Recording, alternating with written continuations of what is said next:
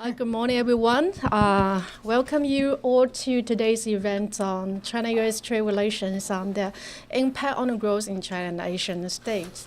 So just a few words. My name is Nong Hong. I'm the Executive Director for the Institute for China-American Studies. For many of you who haven't been to events, allow me to say a few words about the institutes. So we're here as an independent think tank, and so our goal is to facilitate the exchange of people, the idea, and the research from both countries.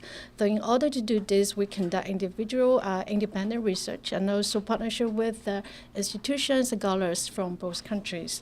So our research focus on a variety of issues on China-U.S. relations, including maritime security between China and U.S., and including U.S.-China engagement in Asia-Pacific and trade relations, and etc. So today, I recall early this year, we have been arranging a lot of similar topics on the South China Sea, on the DPRK issues, on the trade issues. So today, I think what makes today's event very special is we're going to look at the economic impact from economic perspective. So we hear a lot ongoing discourse about how the trade relations dominate in the general U.S.-China relations, but today we actually have a real expert from a microeconomics perspective. So let me introduce our featured speaker today. So we're going to start with Dr. Valerie Mercer-Blackman, and she has a PhD from University of Pennsylvania on economics, and she's the senior economist of Asian Development Bank. So I want to emphasize she's the leading author of one of the report recently by ADB, our 2018 outlook on the trade issues. She's leading the author of this depth chapter. And then following Dr. Mercer-Blackman, we have Dr. Shanaka Peiris, who also has a PhD from Oxford University in economics. He's also a senior economics for International Monetary Fund. Have a lot of experience on working on the developing economic world. So without further ado, I think I'm going to read the biography from the website, from our brochure. So, and then my colleague Sabha Gupta, and he is our in-house senior fellow, working on a lot of issues, ranging from China, power politics between China, U.S., and China, Japan, etc. But his capacity today is due to his research on WTO dispute settlement and also looking at the economic dynamic of the developing world. So I'm going to I think I need to owe a big thank you to Ms. Yu Fei, sitting very kindly in the back, and she's the one helping us, and together we start putting together this is today's event. And she's deputy representative of Asian Development Bank in North America. So thanks to all of you. So without further ado, let me give the floor to Dr. Your floor. Thank you. Okay, so I don't need a microphone. Okay, so I have this microphone, so I would, everybody can hear me? Okay, I'm not, sometimes I'm not that loud, so just make sure the microphone works. I'm fine with that. Okay. All right, thank you very, very much. Thank you to Surat especially for this kind invitation, and it's really nice to have a group like this because it's a little bit more intimate, and so we can get into, really try to get a conversation going with everyone here. And this is indeed a quite apropos situation. What I'm going to do is, as was mentioned, I am also involved in what we call the Asian Development Outlook, which is a flagship report from the ADB. And essentially what it does is we do short-term projections, and we have an outlook for what we think is happening in the region. And as you know, China is about 59% of the total, what we call developing Asia, which is basically Asia excluding Japan. So when I say developing Asia, that's who I mean, including the newly industrialized economies. So before I go into some of the trade work that we did, I just wanted to quickly go through how we see growth in the region and how we see the prospects.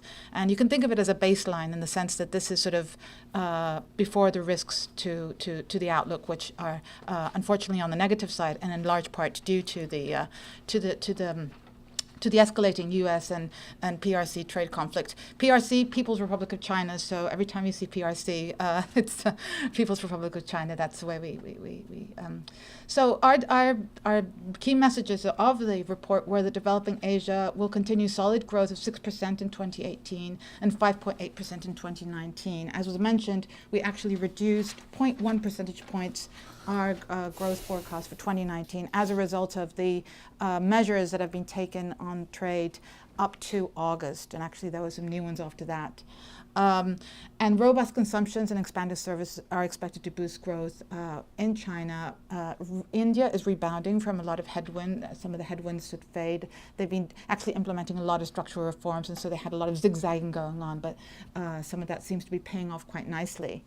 And again, largest downside risk stems from the escalating U.S. PRC tension, and I won't give you the happy ending until.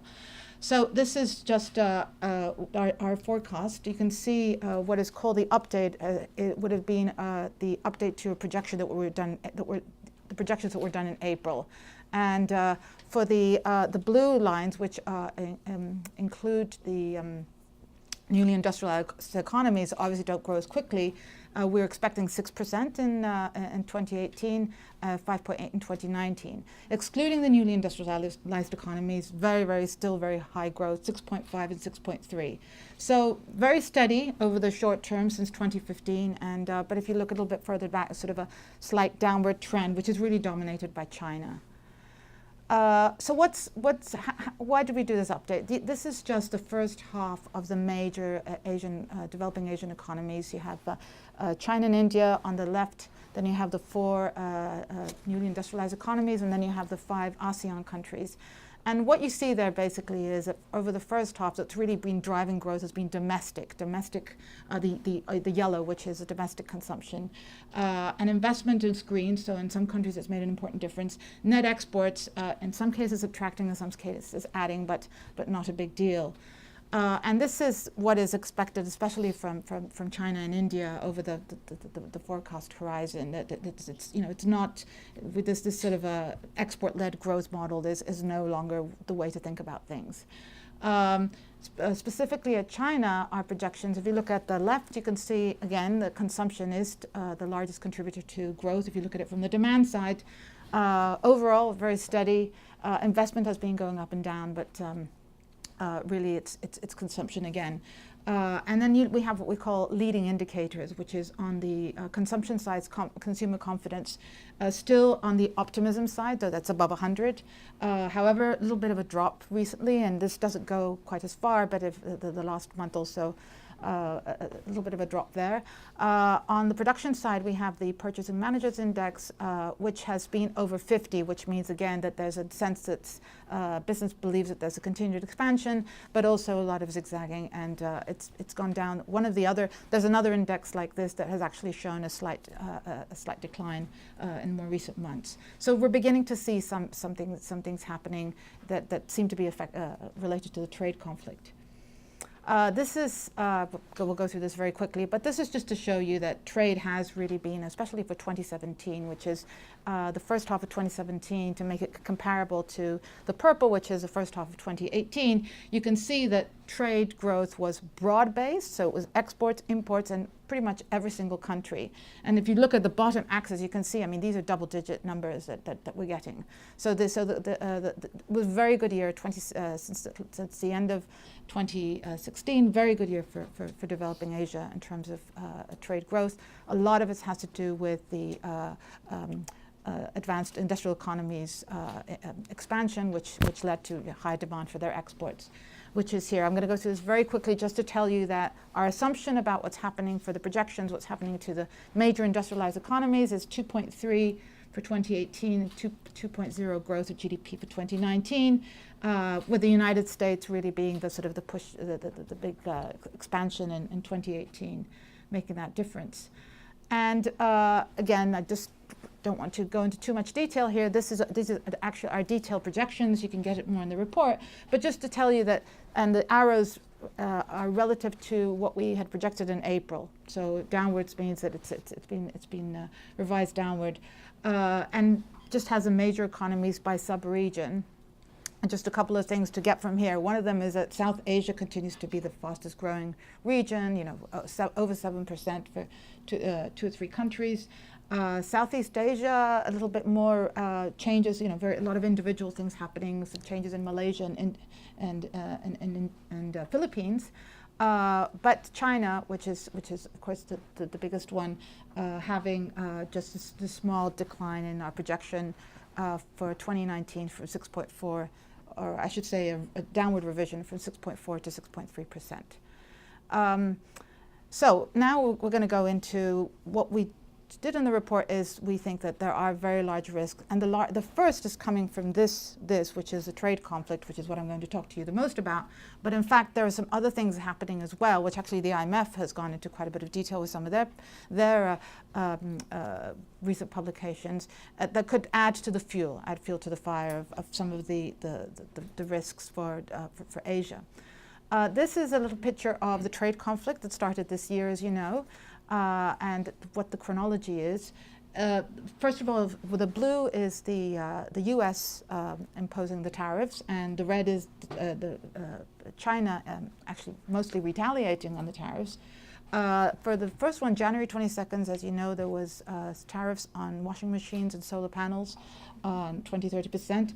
March 23rd, aluminium and 10% tariff on aluminium, and 25% tariff on steel. There was an immediate close retaliation by China of $3 billion as a result of the steel tariffs, and a whole bunch of other countries for adding to $35.8 million worth of imports from the United States that had tariffs imposed from countries like Russia, Mexico, Canada, EU, etc. Then after that, the conflict sort of changed in terms of there was some renegotiation, as you remember, April, May, June, as to who would be exempt from steel, who wouldn't be exempt. Ultimately, South Korea eventually got some exemption, but pretty much, especially in North America and countries, were not made exempt.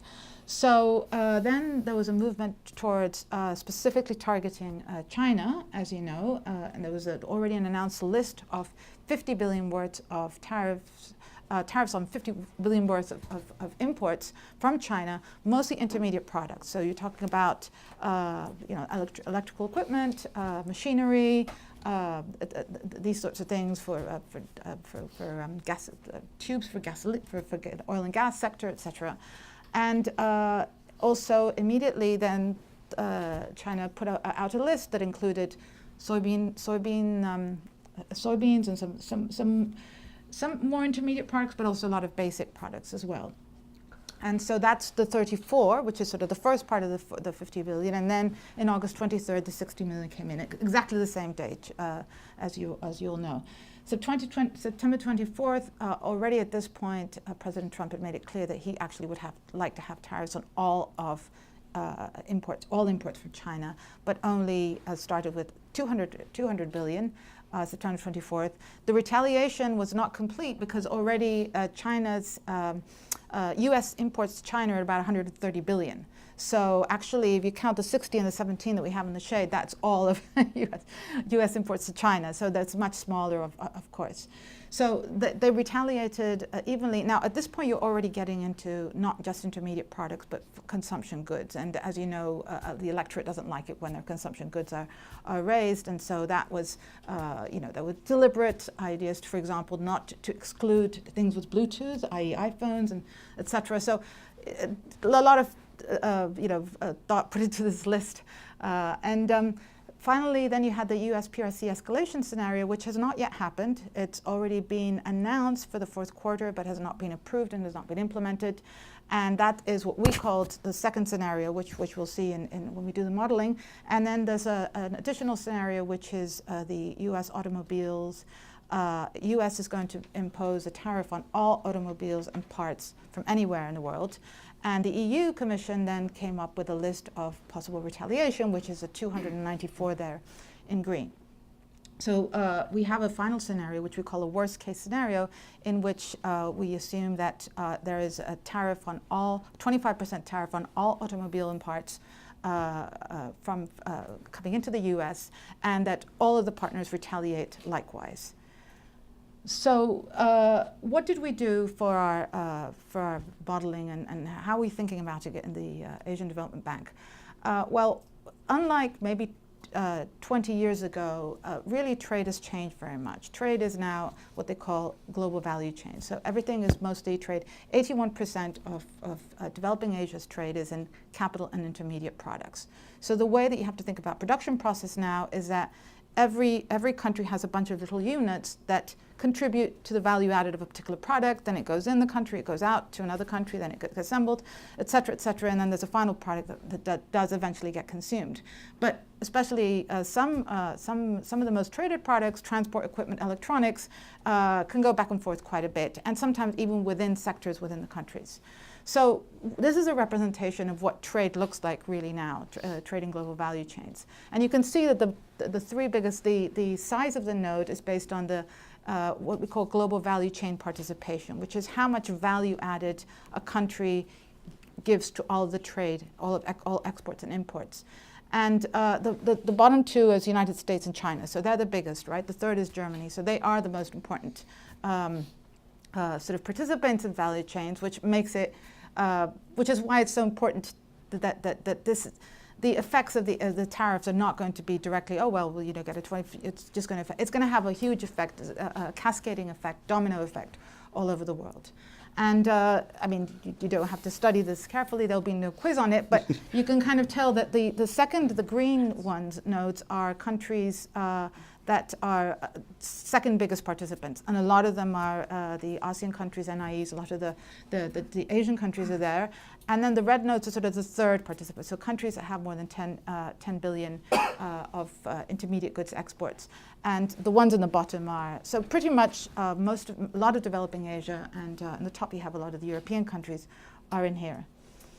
So. This is very quickly, I'm going to go through, I don't want to go through the details of what we did for the modeling. What we do is we use input-output tables. We have input-output analysis. We have something called a multi-regional input-output tables, which is basically a very, very large matrix, global matrix, of 62 countries plus everybody else is bunched up into something called rest of the world.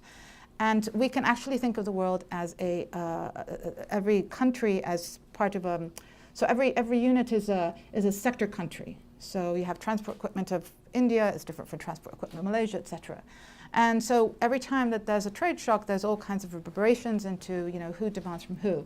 So we look at it, there's sort of three channels through which we study these tariffs. The first is what we call the direct impact of the tariff, which is basically the elasticity, right? As soon as you have an increase in the price of a product, there's a tariff 25% increase, you have to make the decision as to whether you're going to demand more, demand less, etc. So it's sort of we apply an elasticity to the good being affected. That's at the goods level, very detailed level. And then from there, there's an indirect impact on other sectors, because to the extent that this is part of a sector, it therefore then, if you decide you're not going to demand as much, you begin to start demanding less from the people who supply your intermediate goods. So that's sort of the secondary cascading effect, or spillover effect, what we call. And then you have a third effect, which is supposed to take, we say 2 to 3 years. You can have different dynamics as to how long you think it would take, but the idea that at some point, since you're not going to get your supplies from China anymore, since the American firm, they're going to have to look for some other supplier elsewhere in the world, and they're going to have to change contracts, and they're going to have to find somebody who can produce it. And the assumption we make there is that if you're a country that already, if you're a country sector that already produces that particular good, you will increase a share to the amount that before, if you're not a country that's directly affected by the tariffs. And so under that situation, you can actually have, and this is why we're going to show you, some countries benefit from this indirectly. However, I want to say this right now, it makes it sound like suddenly they're all going to be doing well, but this is extremely disruptive what's happening. Because of these global value chains, these particular tariffs are having a huge disruptive effect on all kinds of production, and even production, as you'll see, even production in services. So, and then the scenarios which I already described, we have the current scenario, which is what's already happened. The bilateral escalation scenario is where you have US and China have complete 25% tariffs, and worst case scenario is when you add autos and trucks. So these are the results, the first part of the results. 4 quadrants. First one is the impact on China. The first one is the what we call the current scenario, which is the impact on GDP of what's already happened. So it's 0.5% of GDP for China. With trade redirection, it goes down a little bit, but not very much more. And then the red is already adding everything up. So it includes the autos and the full bilateral escalation. And you can see China clearly has the biggest effect. Not surprising that they are the main target. So 1.13 percentage points of GDP, even after you assume some redirection. And of course, redirection could happen within China too, right? You could have another sector in China that is not being affected immediately, but could benefit directly. But still, that's where the real hit is. The U.S. Also has a negative impact, but it's only really large when you get into the auto sector part of it. But once you allow for some trade redirection, it's not quite as big. It's about a quarter percentage of GDP. And this happens over 2, 3, 4 years. So it's not going to happen, say, in 2019. And then on globally, look at the impact of it globally. And again, the worst case scenario would be that 0.5 percentage points of GDP, of global GDP are affected, and about a quarter if you assume trade redirection. And then we have the rest of developing Asia, excluding China in the 4th quadrant, very, very small impact. And in fact, we have a positive impact, a minor positive impact. I'm going to look at some of the details. Here is the same thing, but with a little bit more detail on the countries. The blue bar is what we call the direct and indirect impacts, so the tariff and spillover effects. And the green is the trade redirection, which in many cases is positive. And the red gives you the total. And you can see that the real beneficiaries here are the newly industrialized economies and the ASEAN 5, under both scenarios. And then here is the worst case scenario. And actually you have very, very large gains for the newly industrialized economies and for ASEAN 5. And when we first saw this result, we're like, okay, well, this is a bit funny. But then actually we're beginning to see news right now. You hear stories of, the American Chamber of Commerce in China saying, oh yeah, we're going to have to cut profits, we're going to have to increase the prices of things, or we're just going to have to move some of our auto or some of our leather things to Vietnam, to Malaysia, to Thailand. Well, there's already been these kinds of announcements. So we're already seeing some of this occurring. Some of them can do it faster than others.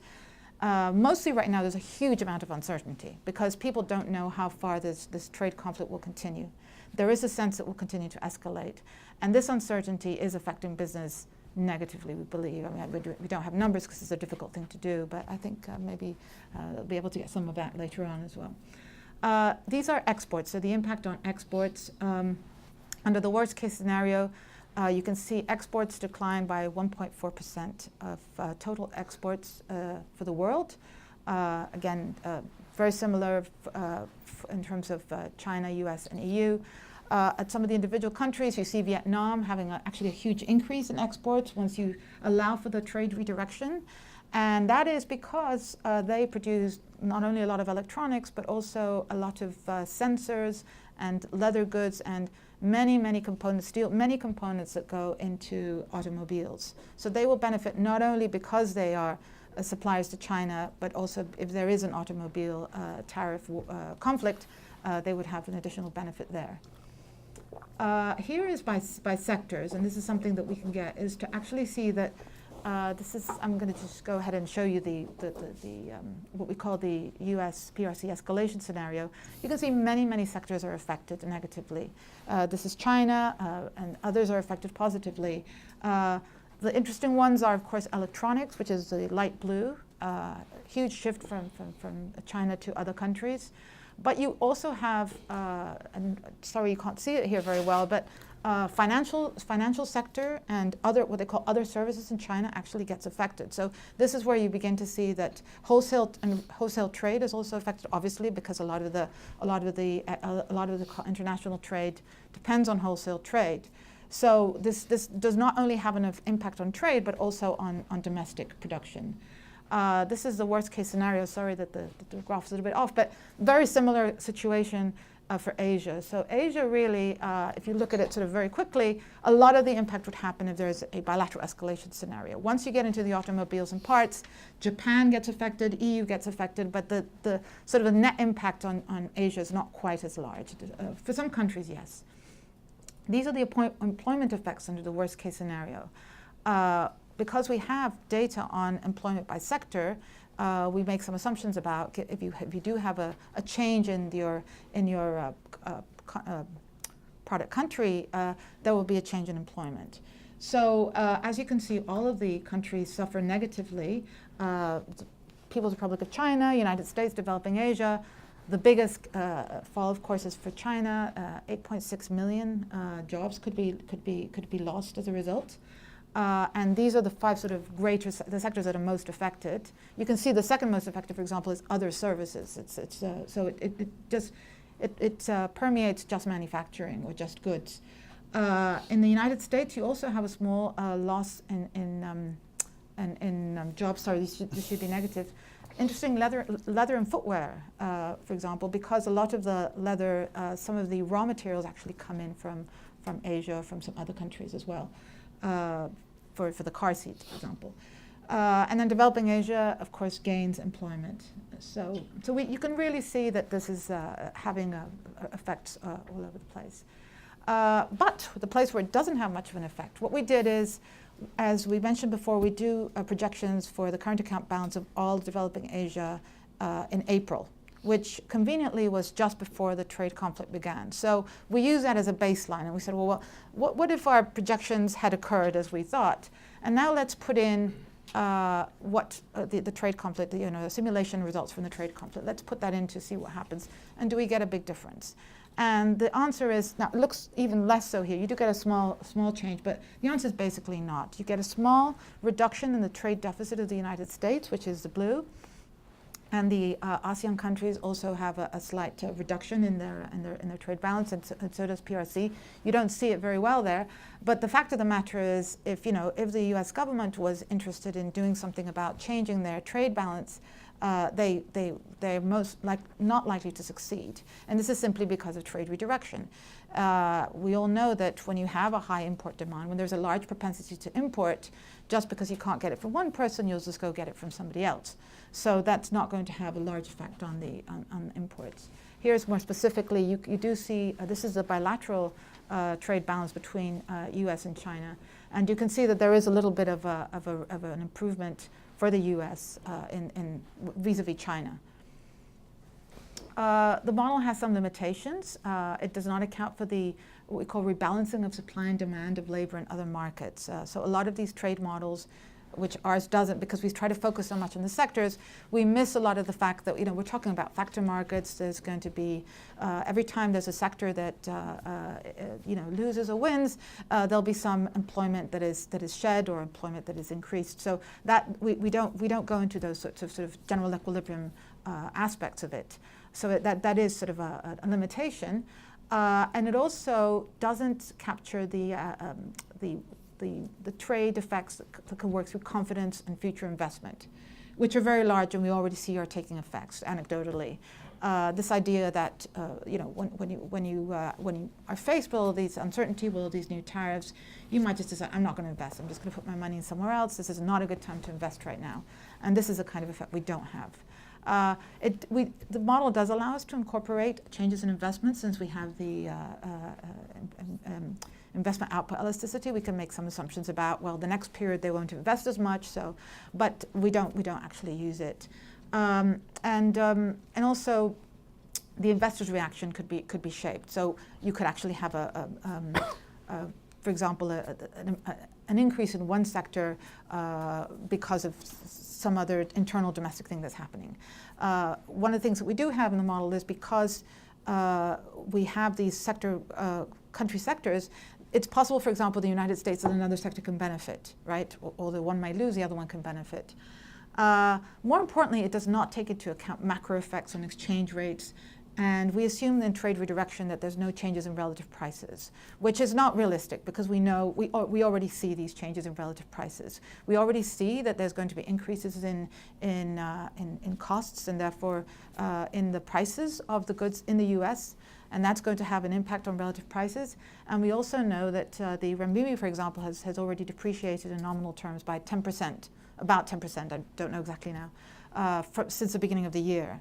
So that's already going to cut, that means that the goods are already 10% cheaper. So some of these effects are already coming into in some ways counteract or offset a little bit what's happening.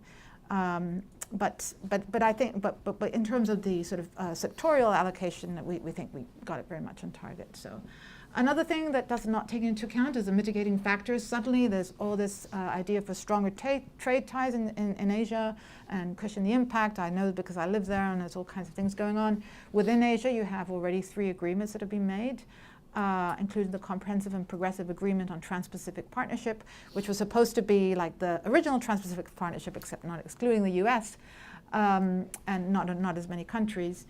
And outside of Asia, even you have, of course, the US, Canada, Mexico agreement, but a lot of agreements being made with the EU, trying to strengthen those sets. So very quickly, just these are getting back to what we were talking about before, the Asian Development Outlook. We also pointed to other risks occurring for Asia, for developing Asia, that could, if realized, could actually reduce our growth projections for next year. The first is interest rate-induced capital flow shifts. And as you all know, the US has been raising interest rates progressively. There's sort of a baseline assumption that it will continue doing so until the end of next year by about, 100 basis points, maybe a little bit less. That's already incorporated into our projection. What we're afraid is that they may have to do it much faster because of possible overheating in the US economy. And that could actually start inciting some capital outflows. We've already seen some capital outflows occurring from Asia, just because the interest rates will shift. But if it starts occurring very quickly, as you know, China and some other countries have very large household and corporate debts, and those could be affected. So they already have a leverage issue that they have to be careful about. So this, in addition to the trade conflict, is, and then you have a lot of volatile oil prices. The level itself is gone up quite a bit, as you know, this year, but it's not completely off the charts. What we're concerned is that with all the geopolitical events, that the gyrations of the oil price are going to add to the uncertainty. Now, for most of these cases, we do believe that the fiscal and financial positions of most developing Asian countries, because they had such a good year last year, they'll be able to be resilient to the shocks. They'll be able to, and they're already, for example, taking a lot of measures through fiscal, through monetary policy, through macroprudential policy to take care of some of these things. Some countries could be more affected than others, and you've seen that. You can see that in the stock market. For example, Indonesia and Philippines have had a little bit more jitters, shall we say, than some of the others. So that's what we have there. This is just to show you the projection for the Fed funds rate and how that could vary. And this is our projections for the oil prices, but it's not really. But that's how we see the situation now. And I'll thank you very much for this, and I hope that we can continue. And I'll let colleagues continue.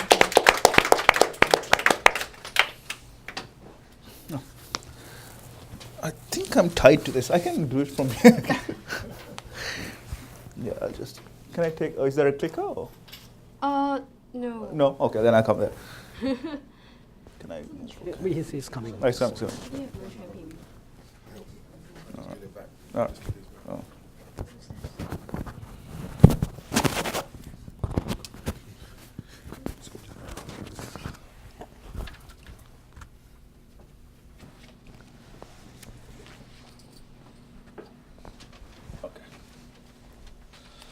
So thank you.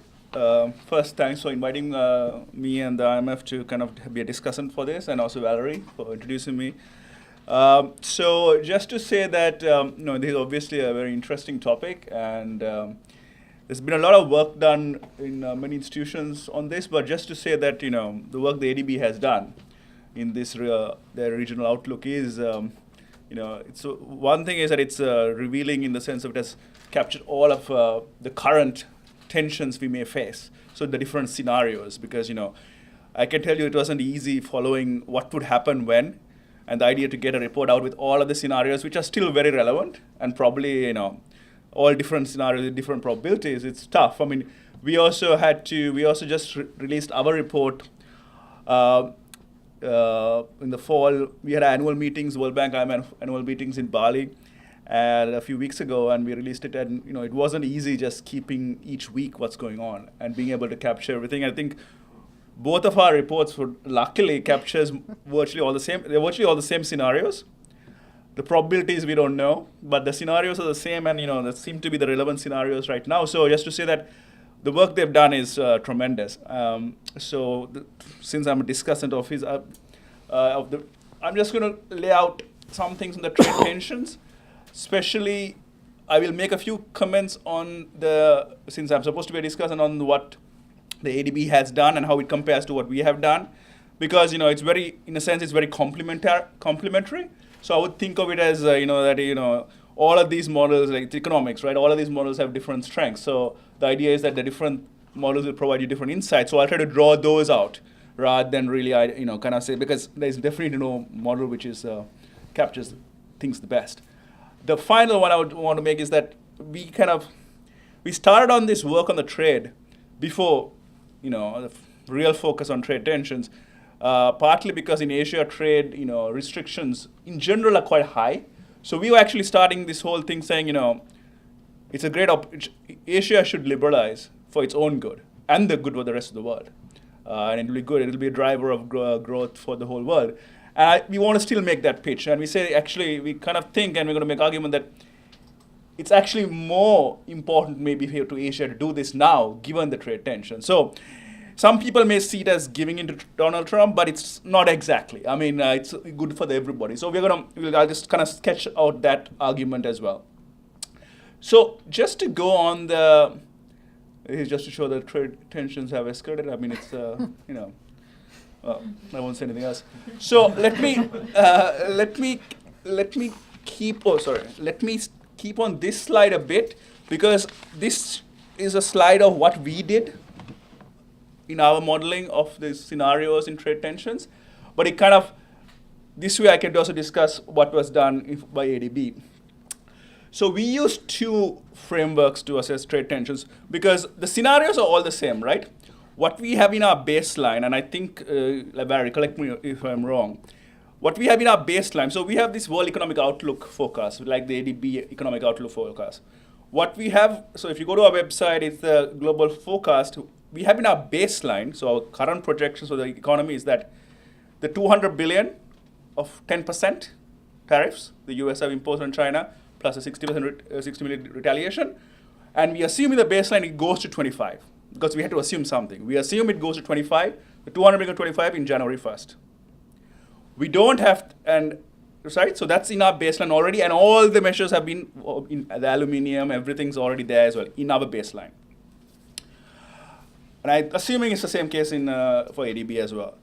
The escalation scenario, luckily we are using the same names. The escalation scenario is the additional 267 billion. Basically, it's basically on all imports of Chinese imports which are remaining at 25. We also assume that, because it's an escalation scenario, not in our baseline, right? So I think it's the same names we're calling things. We also have an auto scenario, which is, I think, their worst case scenario. And we're also adding everything on top of it. So our auto scenario finally is also their worst case scenario.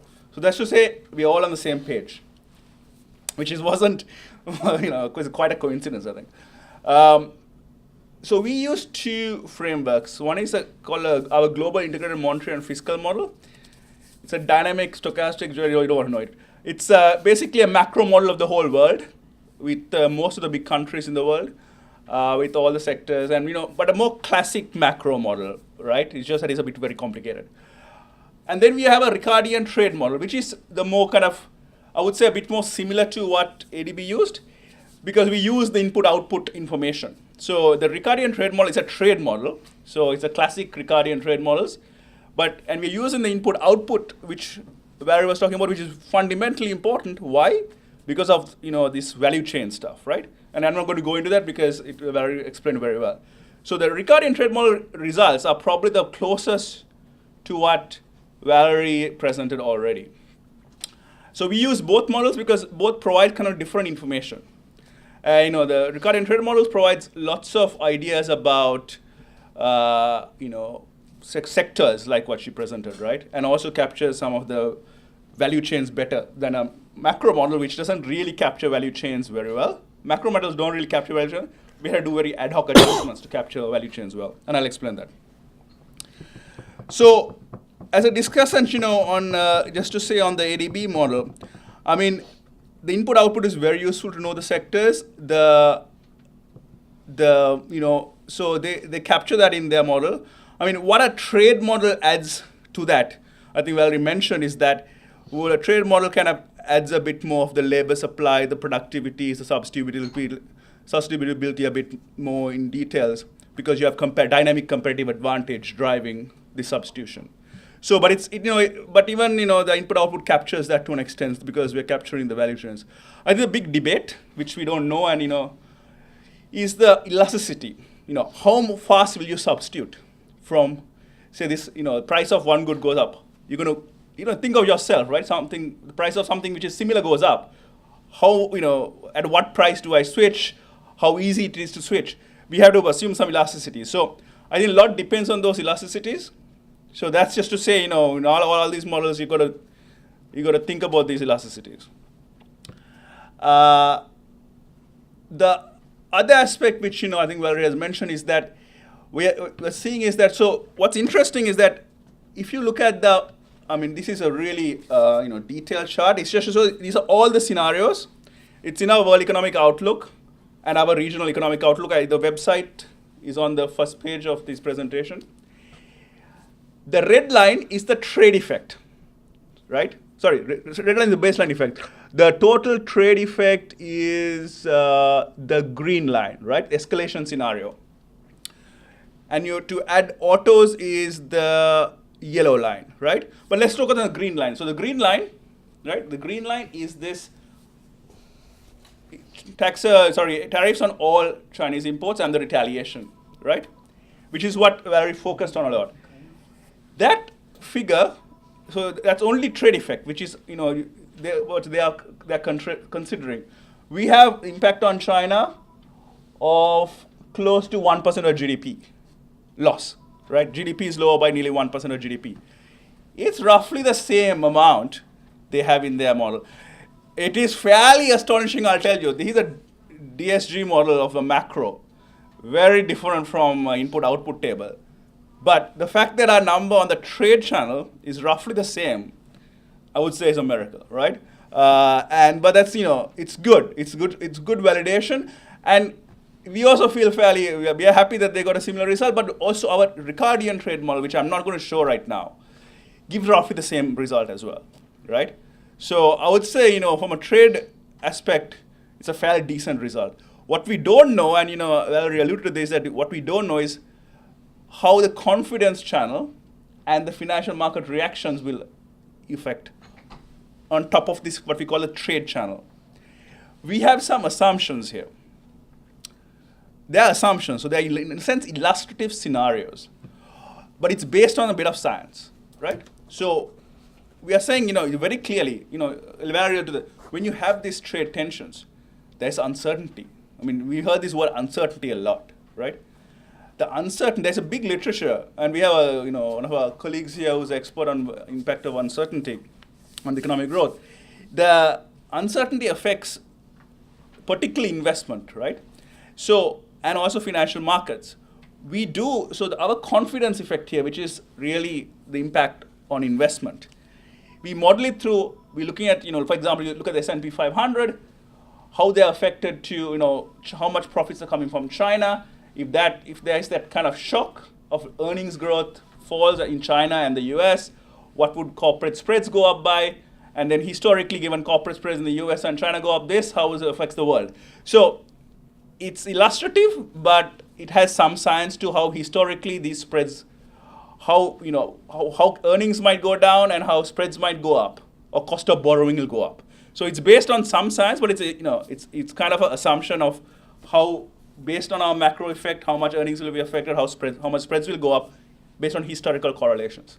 So that's the confidence effect. So because we are already seeing investment falling in some emerging markets, right? And even in the US, the last quarter, there was a bit of investment fall. But we don't know if you're going to attribute that to the tariffs. Then there's an additional effect, which is the financial markets, because the confidence and investment, is really the uncertainty, and but there's also this higher cost of borrowing directly coming through. Look at Indonesia, Philippines, which are very true. I mean, their cost of borrowing has gone up, right? That's also a very important effect. So I would just say that all those effects, these are more easier chart to understand. So we have in China, we have nearly the 1% pure trade channel. But if you add confidence, it could be higher. And if you add the financial market, it could be higher. Much less than the US, right? But you can see now, you can see the trade effect. This thing called, Valerie showed that some countries could benefit, especially in the ASEAN 5. You see that a bit. The greens sometimes are positive, right? The greens are sometimes positive. But, the idea that the whole, you can have these huge disruptions and you're still going to grow faster is a bit unrealistic. So, yes, they might benefit on the trade channel, but overall, these economies are going to find it tough. And there will be, we think it will be a negative shock to the global economy. But as I said, the confidence and financial channels are really assumptions. So that's how we kind of sum up. It's quite a large shock. Now, this impact, is a big effect, right? It is all the tariffs, big confidence effects. So it is really kind of, in a sense, your worst case scenario, right? And these, and the reason Japan's, high is because this also includes the auto tariffs, right? Without the auto tariffs, you can see Japan's not much affected. So it does, if you want to look at the details, I would look at this kind of chart. Other one is just a summary, right? This captures all of the different scenarios, the same sequence as well, right? Again, our macro model is not really good for the labor markets, but like Valerie, like the input-output, we have this, our Ricardian trade model has detailed labor productivity effects across all different sectors. So we know the productivity of labor in the different sectors. There's a changes in prices and wages, real wages, so dynamic competitive advantage shifts. And you can see that, the total effect of the tensions, so the escalation, it includes all, but think of it mainly the escalation scenario. Includes auto tariffs as well. As a percentage initial labor force, it's not very large, the overall effect, right? So it may look that, labor force, overall unemployment is not largely affected. But there is massive reallocations in some sectors. Japan is just, these included because of the auto tariffs. You see transportation, nearly more than 10% of the labor force has to move, has to be reallocated. Means they're fired and they have to find a job somewhere else. So agriculture in the US, nearly 7%. Right? We know the soybeans story and stuff like that. So it's just to say some sectors, in China, we have textiles being affected the most. That's because textiles is massive, huge employment. We also, we showed here the largest sector affected, but electrical equipment was very close to textiles in job losses. So it's similar results. I'm not even this, because this is a similar, kind of a similar model. But, it's similar, but China textiles comes slightly like a few thousand jobs more, because textiles, even though it's not a part of this directly, a lot of people, it's been affected, and it's a massive, lots of jobs there, right, in China. It's a massive employer.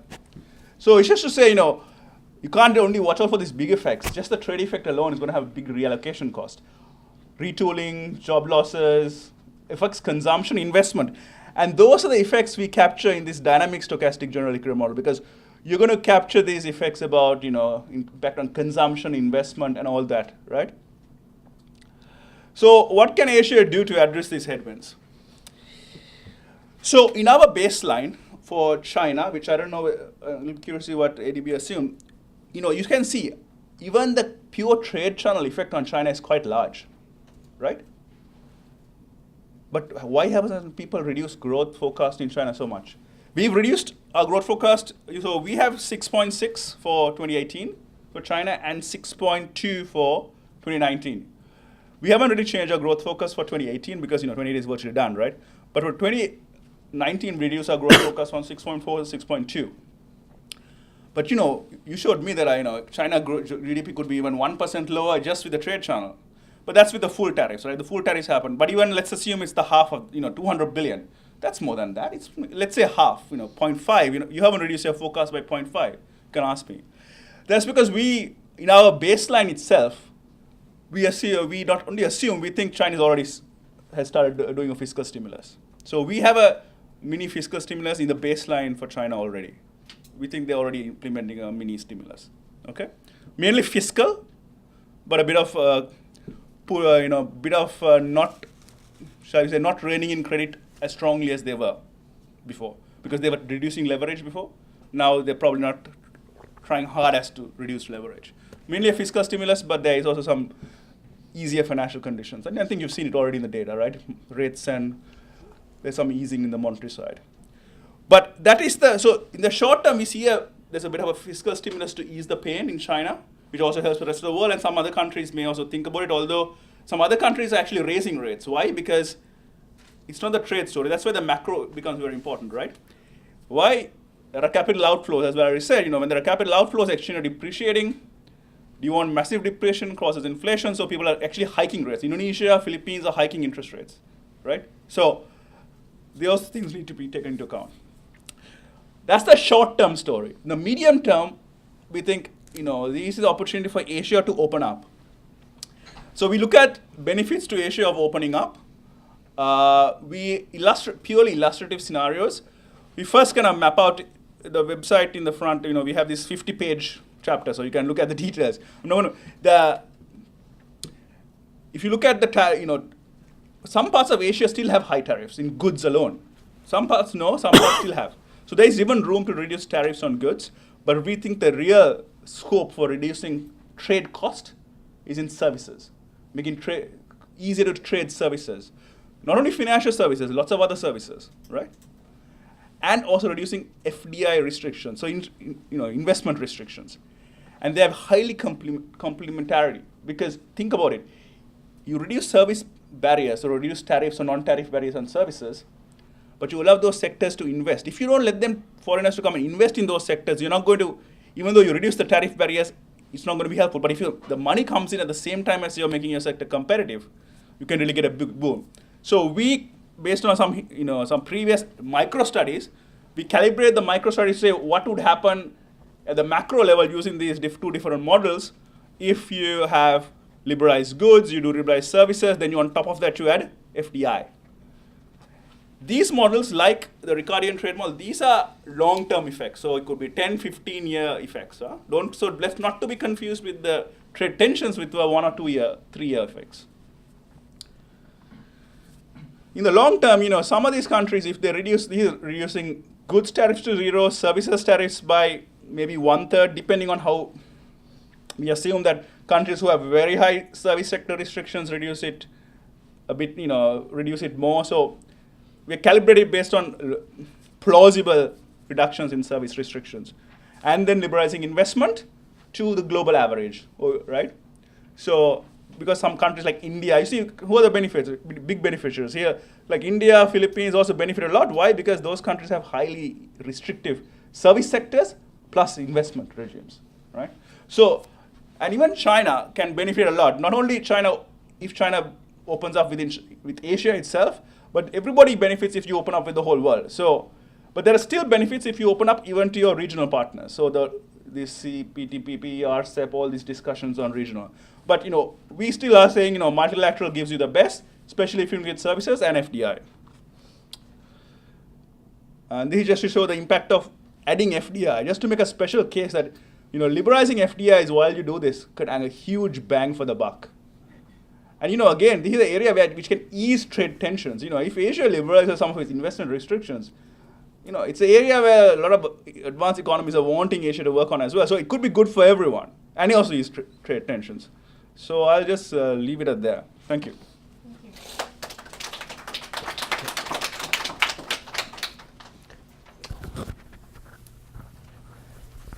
Here you go.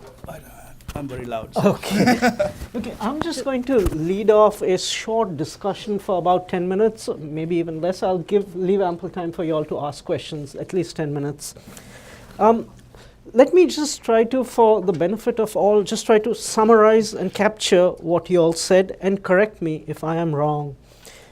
With regard to Asia, developing Asia, a net minus, but a small net minus from the trade channel, not a huge net minus.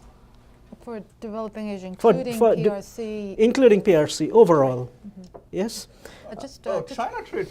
right. Just want to mention, the scenario, just to make it clear, and this is very interesting. I think our publication came out 2-3 weeks before yours, and during that time there were all these things changing. So our projections actually do not include, they include the 50 billion, but they don't include the 200 billion additional, and so it's funny. Projections. So the projections. So it's just a minor detail, but it just gives you a sense of how quickly this was moving. And as he was saying, you were sort of scrambling the next week to open the newspaper and hope that nothing had changed, because all your modeling would have to change. But so that's just a small. Yeah. So Asia, net minus, but not a huge net minus, developing Asia. But for China, that net minus could be much larger. For the ASEAN countries and the newly industrializing economies, overall, of course, Asia is not going to do well, but there are benefits from the trade channel, the redirection benefits. And with regard to the US, it really markedly does not affect the surplus, maybe in a small way, the deficit, maybe in a small way, but it's not going to lead to any trade redirection, as in supply chains moving back to the US per se. Is that a... On your last point, Yes. we see a little bit of it, automobiles. The U.S. is a big automobile producer and automobile parts supplier, so within the U.S. So that's, some of those actually will benefit, some of the part suppliers, at least in our model, because we have this assumption that through trade redirection, if you were already supplying something, then there would be an increase. This is an inefficient way of doing things, right? Because the fact that you were originally not getting your parts from these particular American suppliers, but you were getting them from somewhere else, meant that there had already been a sort of efficient cost allocation by producers. So even though there is that improvement, that shouldn't necessarily be seen as, the world is better off with the U.S. And on net, you do see, of course, a reduction in employment in the U.S. That's right. Just sticking to this auto parts point, who are the big auto parts suppliers in Asia? Which are the countries which will be affected if we have the auto Section 232s on autos also imposed? Who will be the countries? So electrical and electronic, one of the things that I've found out from doing this is that actually one of the biggest value added of cars nowadays is actually the electrical and electronic components. So the what do they call the consoles that come in the front have all kinds of sensors and sort of very complicated computer. It's basically a computer. That a lot of it is made in Asia. Things like the leather seats and all that is so Thailand also assembles cars. So Thailand and correct me if Japan, Korea. Thailand, Japan, Korea. Right. Japan and Korea, yes, of course. In terms of parts, Malaysia and Vietnam. In terms of autos, Korea and Japan, way ahead of all of those, and Europeans, of course. And and one thing that you also see in the auto industry is that the final assembly is generally done in the country where they're going to be consumed. So, for example, BMW has a huge plant in South Carolina for consumption of BMWs in North America.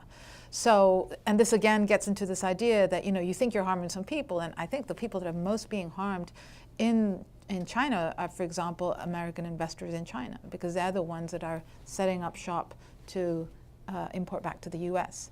So that's sort of complicate things even more in the sense that even though we're looking at it by country sectors, the owners of that capital are not necessarily Chinese, right? I found one real irony out here. Can I just add something? Yes, please. So, on the trade channel, it's true that it's mainly affecting China, but you got it's sometimes a bit the trade channel does have a when you look at these numbers, people look at net exports and think, oh, it's small. Net exports has investment, which is assumed to be domestic, but it's not. A large chunk of investment in Asia is to tradable sectors, Yes. exports. So there's a big knock-on effect on investment. So that's why we put the confidence, especially the confidence channel. You have to. I think the only debate is how much of the confidence channel should you incorporate. So it's already happening. So I won't. The investment in Asia is very much dependent on the tradable sectors. And but on the we focused a lot on the kind of China effect, but on the U.S. Our World Economic Outlook focused a lot on the U.S. The U.S. Producer prices of some goods will go up, but as I said, some sectors might they might switch to U.S. producers, even though it's inefficient, it's higher price, but they might switch. So there might be some booms in some sectors like the cars. But then our models also tell us the real exchange rate in the U.S. is going to go up. Right? So inflation is actually not going up, even though producer prices in some might be going up. The real exchange rate is appreciating in our forecast. And you see what happened to the dollar at the last. So when you put all that together, we also get the same result. The current account deficit doesn't change much. So we are all getting, but these exchange rate effects and inflation, kind of the US story is a bit more complicated. So if you want to think about the US, you've got to go into that framework quite a lot. Yeah.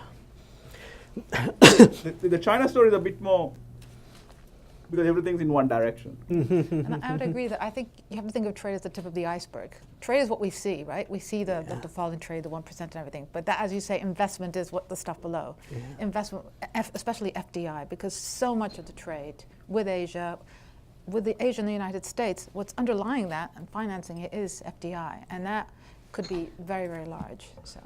Yeah, that's an interesting point, because what I was saying is there's a real irony out here.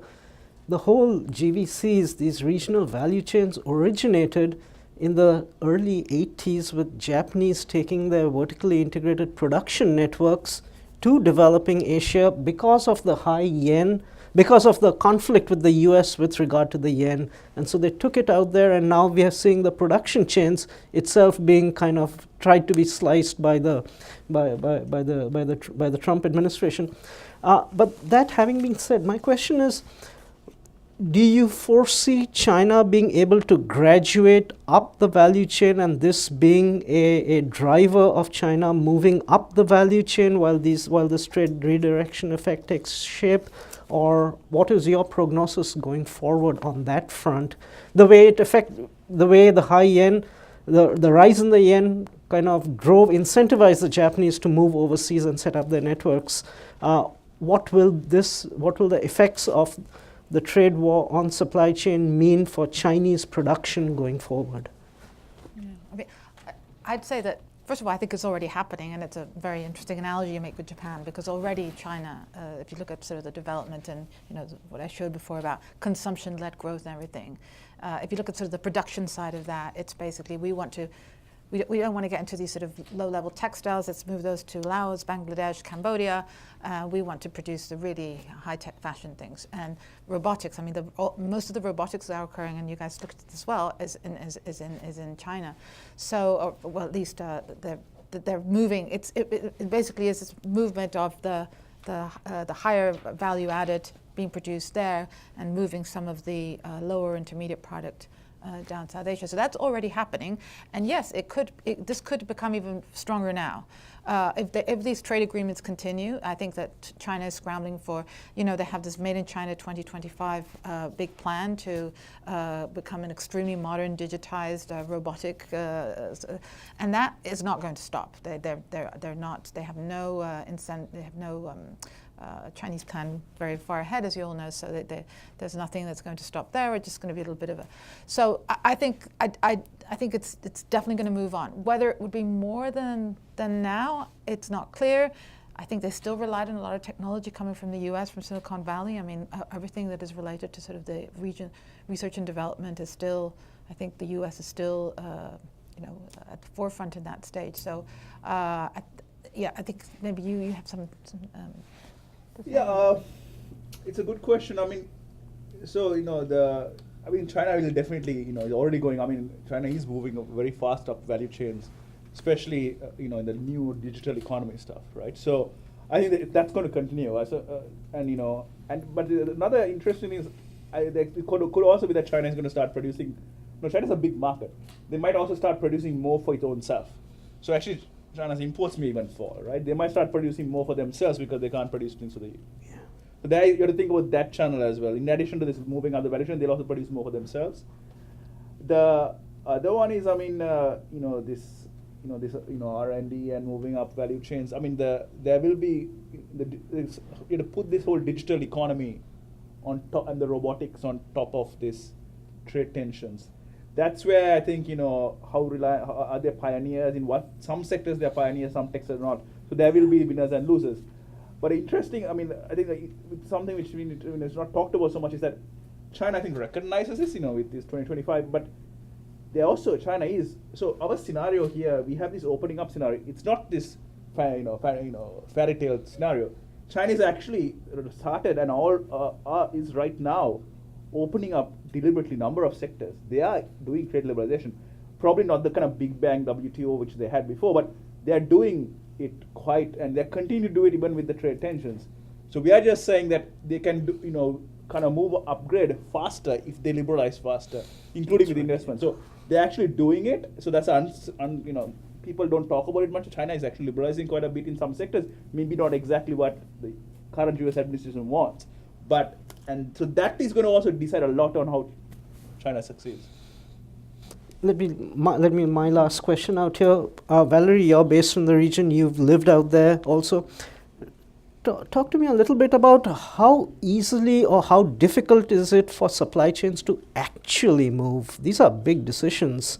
So are they, we talked about the confidence channel, are they at this point of time just going to sit on their hands, or how long does it take before they actually make a decision? Entrepreneurs that, we just need to move. How long does that process roughly take? There's sort of two parts of it. One is a sort of wait and see, which is this uncertainty, I think, idea, which is like, okay, I'm just going to just hold on here and see until this thing gets resolved or not. Is this permanent? Is this temporary? Etc. So that I think we're there right now. So we don't really know, and there's decisions being made, and that maybe will impact more an investment you're about to make. So you had a future idea of setting a plant in China that now you're not going to do it, or you're going to wait. That's that part. But I think there's a second part which is more damaging in some ways, which is there's a lot of contracts. Even in soybeans, you think soybeans, that's a product that the elasticity is low because you can get it from Argentina. That's actually not the case. There are future contracts for agriculture. There's a specific type of soybean they were getting for their pork in China, which is already affecting the pork sector, which is they very popular consumption. So there's already these severed networks. We showed you this map before. Behind these things, actually the U.S. and China are quite, and U.S. and Asia are really quite linked, are very linked. And the first people to suffer in all these are going to be a lot of business investors, even within the U.S. So this whole severing and cutting of this, and I'm going to have to find somebody else, that's never going to come back. It's what we call hysteresis, which is this idea that's a bit kind of irreversible. And you saw that with the steel tariffs, and I think it was Bush put some steel tariffs for a while. They were taken away a couple of years later. And there was a study that looked at the networks, and those networks were lost. They didn't get their customers again. They found somebody else at that point. So to me, those business networks that have been created that have really helped, that really was what made 2017 so prosperous, are unfortunately going to be affected. And it will take a long time for that to sort of recover if these tariffs are permanent, right? I think things go back to some miracle and things go back to normal, well, it won't be too bad, but I think it's and the investment that goes behind it, as we mentioned as well, which could be even larger. Sure. Would you like to say something? No, I think that is it's difficult to guess exactly how when they switch. The literature, so in this model, you have to make assumptions, right? Just to kind of to be wonkish for a second, is like normally we assume elasticity of substitute about 1.5 on this trade stuff. For this value chains, we assume it takes time to switch, so it's 0.25. So we have assume that it is hard to switch. Yeah. There is a cost to switching. It's going to be slow. So that's why the short term, I think you'll have this uncertainty. In the medium term, if this persists, people will switch because the cost starts becoming larger, and they will switch. It'll have bigger, it'll have medium term effects if this continues. It's going to be it's hard to judge. It's hard to judge how much, the switching cost is high. It'll take that, but in the meantime, the bigger effects are probably going to come to the confidence investment channel. let me open the floor up to questions. We're running short of time. Max up to 10 minutes, perhaps a little less. So if you could just identify yourself at the time of the question. Okay, I'm a reporter from China Daily, and I have a question about the you just I think it's Valerie. You just Yes. now mentioned about the employment effects out of the worst case scenario. You talk about the job losses in China could be 8.6 million, and for the U.S. it could be 329,000 job losses. And could you break down the figure for China part, and you compare, is that very insignificant? I mean, in terms of job losses in the U.S. And for Jay, I think you also talk about aggregate labor displacement because of this trade tension. So you say that the job labor displacement is very limited, and but some sectors are hard hit. So do you guys have a conflicting prediction for this effect? Okay, I think that's actually where maybe their model is better than ours, in the sense that we don't look at actual labor, we don't look at the labor market. So that our model doesn't have a sort of labor market assumption. So there's going to be, we know that when there's displacement, people will lose jobs, and then other sectors will gain the jobs. So we don't have that full sort of equilibrium effect. So that's the amount of jobs that are affected, that are directly affected by, after you take into account the subsidies and everything else, would be the, you know, the 860, the 8.6 million.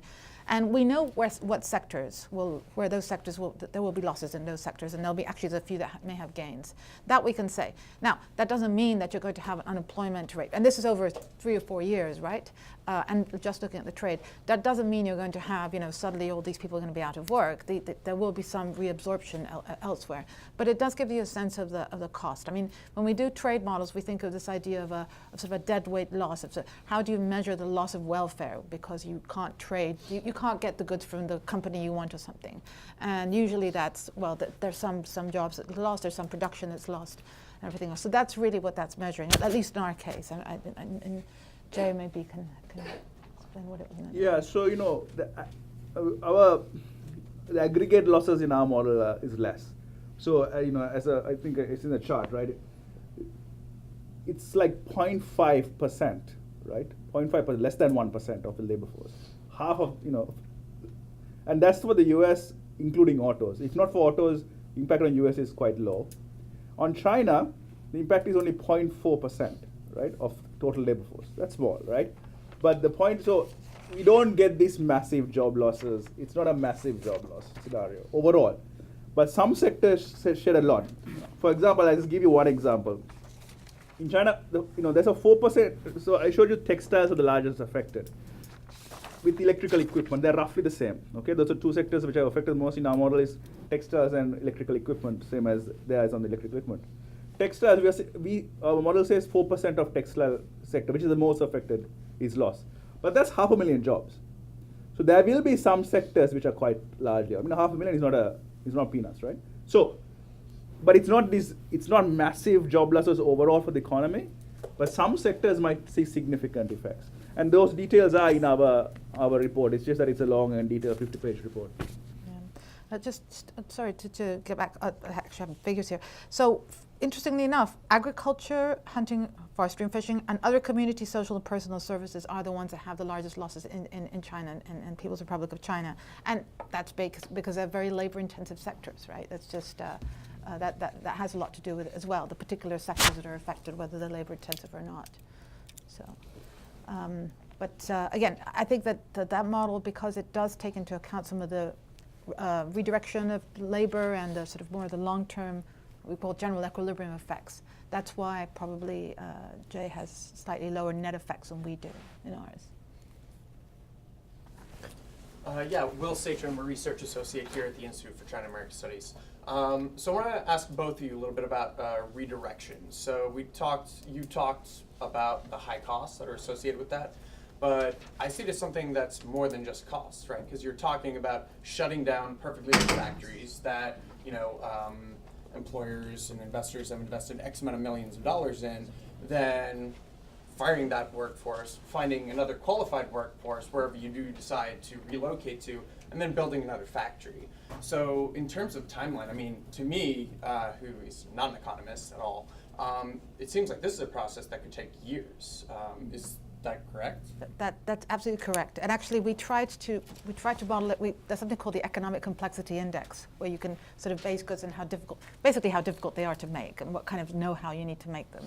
And so we use that in the elasticity exactly to give that effect, which is there will be some products where you spent 3 years mounting a factory in Malaysia to produce the exact sensor that you needed for this particular type of airplane, and the guys there, they were trained especially, and now there's a tariff. Say Malaysia, it should be China, right? What do I do? Well, at some point it might just be cheaper for me to go through that whole issue. And and not only is it the cost, but the time. During that time when you are relocating, there's an extra cost. So yeah, I mean I think you've got it right on the track. That is the biggest problem for me, at least, of this trade conflict. This is exactly those kinds of issues. Can we have one more last question? Go ahead, Thank you please. for the wonderful analysis. Actually, when winter comes, people tend to hug together more closely. So I'm very glad you have touched about this opportunities instead of the risks. How do you envision for the future?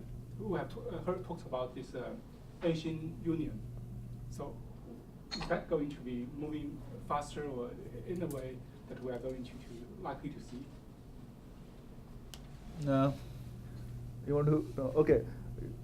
I mean, from the Asian Development Bank perspective, I think so. I mean, part of it is because we're involved in regional integration and everything. But yes, I think that this will at least help the silver lining. Will be beginning to develop more relationships within Asia, and already you have some countries that have a much more production base, so they can do these things. But at the same time, it's also a shame, because I think the American business sector was very much involved in that process, and especially the know-how and the professional services, and they're not. So. I mean, I think in our simulations we have China opening up to itself. We have regional integration, Asia doing itself, and then going to the whole world. So we have these different scenarios. In each case, Asia opening up to the whole world, including themselves, and the whole world is the best. But the benefits, there are also benefits by just doing regional integration as well. So it's hard to do multilateral or unilateral, but there's also benefit for the regional integration. So, and regional integration could be a building block to do unilateral later on. So nobody's saying. So I think that there's an incentive to do it, and I think the countries are doing it. I mean, we're seeing countries more engaged, both China and Japan, to do more regional and also multilateral. RCEP now is China, India, Japan's all there. They might get they supposedly want to negotiate by the end of the year. So we might get. The issue is that some of these agreements are not deep. So it's not only the countries involved. I think also you have to think of the depth of the agreements. So going deeper is also better, like the investment side area, which I have emphasized. The other point I also want to make is that China is also opening up right now, and that's a kind of untold story, and watching that also will be important. And what we are saying is, China, please go ahead, do more, and then also do more with Asia, and let's whole of Asia do it together. So that's our kind of, and I think that's something which may happen. I think we are going to conclude. I've already run a little over time, and I just want to thank you all. Yeah, I just want to say a big thank you to Valerie and Jay and Sarah for the very, very good discussion on this very important topic. I'm not in a good position to summarize because I'm working on a different field. But I have to say, my whole life, academic life, never seen so many models and charts and pies and all. But that exactly those models and charts to help understand this very topic and difficult topic. And I thank you all for your time. And there was some light refreshment. Help yourself. And then please join me to give a big applause for our three presenters. Thank you.